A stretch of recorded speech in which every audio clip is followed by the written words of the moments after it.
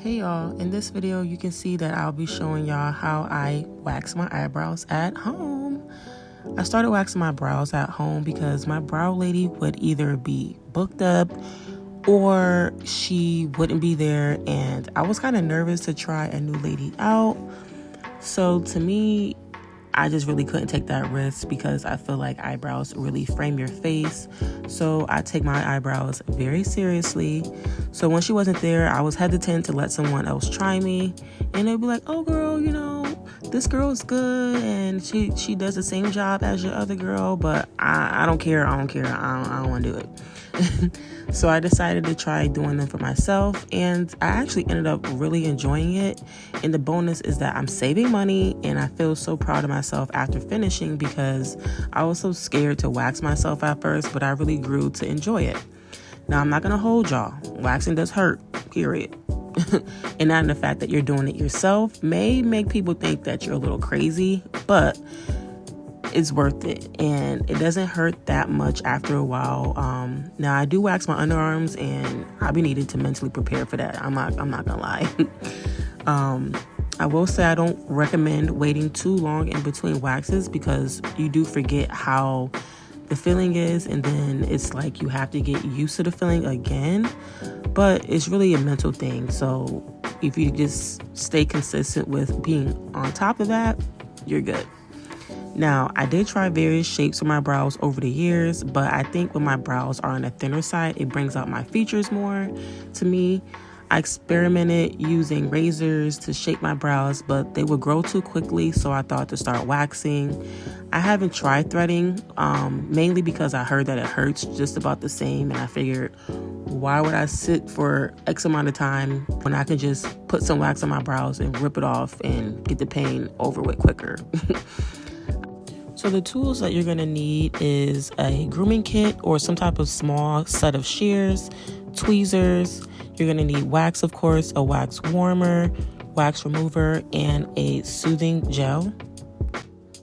And also you're going to need some sticks. Popsicle sticks are fine. You can buy a big pack from Amazon, and waxing strips, good lighting, and you're also going to need a little prayer too. Okay, don't forget that.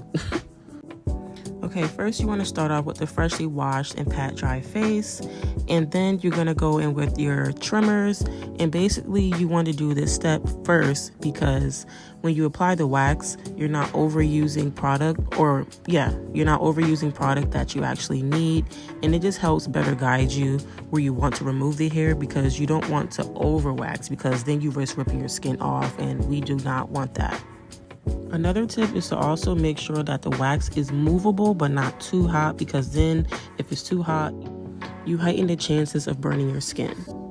Also, you always want to rip the wax strip off after it's applied to your brows. You always want to rip it off the opposite direction of how the wax was applied. That's essential to getting a clean removal of the hair.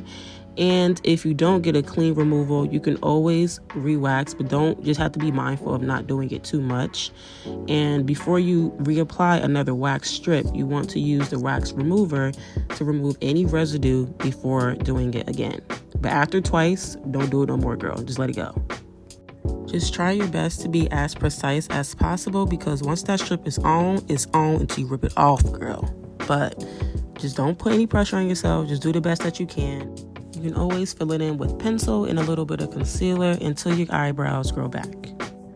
The reason why I love doing my brows at home is because I'm literally saving hundreds per year. I get to control how I shape my brows. I get to get the exact shape that I want. And also, I'm in the comfort of my own home, y'all. I'm doing this in my pajamas, okay? So it's just so many perks to doing this, as well as just think about all the money that you're spending when those times of you getting them waxed. That's money you can be using towards getting your own wax supplies. And it's not a lot, and it lasts a long time. The stuff that I had over a year, and I still have plenty of it. So definitely worth the investment. Some more advice I can give is that less is best in this regard. If you're a little unsure of how much you should take off, just wax a little as you go until you're more comfortable. And with doing a full detailed wax, if you want to start off by getting your eyebrows waxed professionally and then to keep up with them, you can just do this to kind of get yourself used to it. That's perfectly fine. That's how I started. And it's also, it's less hair you have to worry about, and it's not too overwhelming for you.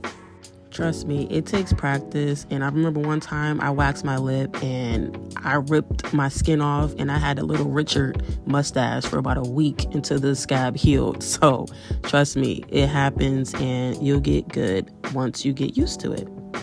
Like, after I wax my brows, the bad bitch in me just gets reactivated and I just be feeling like that girl.